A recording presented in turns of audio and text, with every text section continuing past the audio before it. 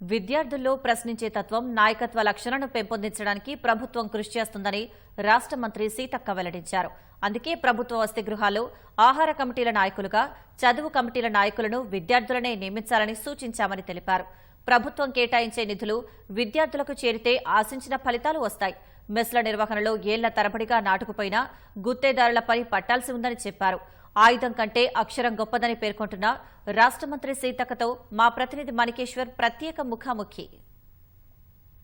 ఆయుధం చేసే శబ్దం కన్నా అక్షరం చేసిన శబ్దమే ప్రకంపనలు సృష్టించింది. ఇది కరల్ మార్క్స్ అన్నమాట.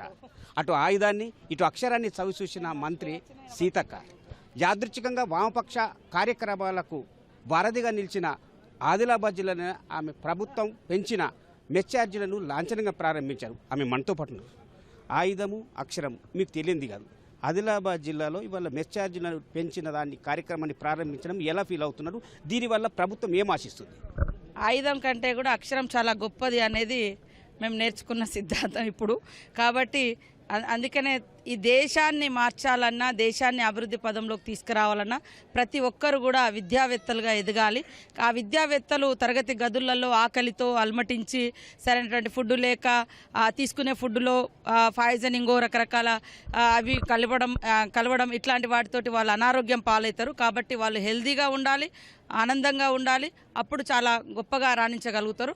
కాబట్టి 16 సంవత్సరాల తర్వాత కాస్మెటిక్ ఛార్జెస్ 200% పెంచడం జరిగింది.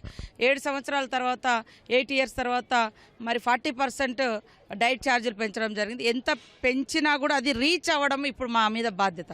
డబ్బులు పెడతాం కానీ అది కింది వరకు ఇంప్లిమెంటేషన్ అవుతుందో లేదా. సో అట్లా ఇక్కడ బోర్డు కూడా పెట్టడం జరిగింది. అందుకని పిల్లలు కూడా అవేర్ కావాలి, అవేర్నెస్తో ఉండాలి. మాకు ఈ మెనూ ఇట్లా ఉంది, మీరు ఎందుకు ఇది మాకు పెట్టడం లేదు. నేను కూడా నా చిన్నతనంలో మనకు అప్పుడు అంత జ్ఞానం లేదు, కానీ మేము వార్డన్లను అడిగినాం మాకెందుకు సరిగా ఫుడ్ పెట్టలేదని. 86, 84, 85లో ఆ టైంలో. అంటే ఇప్పుడు జనరేషన్ చాలా ఫాస్ట్ ఉంది కాబట్టి అడగాలి, ప్రశ్నించాలి.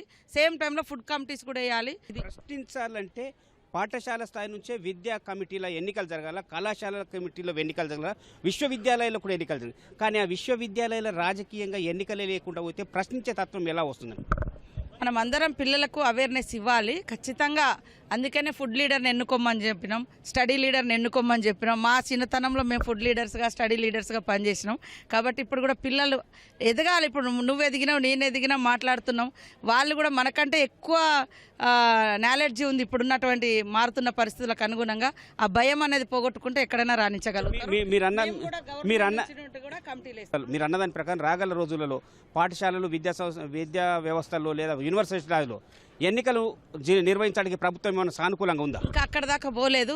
ఇప్పుడైతే పిల్లలకు తమను తాము మంచి ఫుడ్ తీసుకోవడం కోసం, మంచి ఫెసిలిటీస్ రావడం కోసం చిన్నప్పుడు మన దగ్గర ఉన్న స్టడీ లీడర్, ఫుడ్ లీడర్ ఉన్నాం కదా, అట్లనే ఇప్పుడు వేసుకుంటే వాళ్ళు కూడా మేము కూడా అడిగినాం కదా, అట్లనే పేరెంట్స్ తోటి కూడా కమిటీ వేస్తే బాగుంటుంది.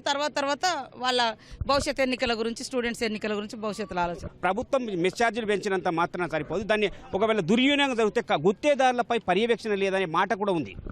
గుత్తేదారులంతా చాలా ఏళ్ల నుంచి పాతకపోయారు. ఆ గుత్తేదారుల సంగతి చూడాలి ఫస్ట్. ఈ మంత్రి సీతక్క అభిప్రాయం అంటే విద్యా సంస్థల్లో ఎన్నికలు నిర్వహించాలా లేదా అనేది ఇప్పటికిప్పుడే తేల్చాల్సిన అంశం కాదు. కానీ విద్యార్థులకు నాణ్యమైన విద్యతో పాటు నాణ్యమైన ఆహారం అందించడమే ప్రభుత్వ ప్రథమ లక్ష్యంగా భావిస్తున్నారు. కెమెరామెన్ కిరణ్తో మణి, ఈటీవీ న్యూస్, ఆదిలాబాద్.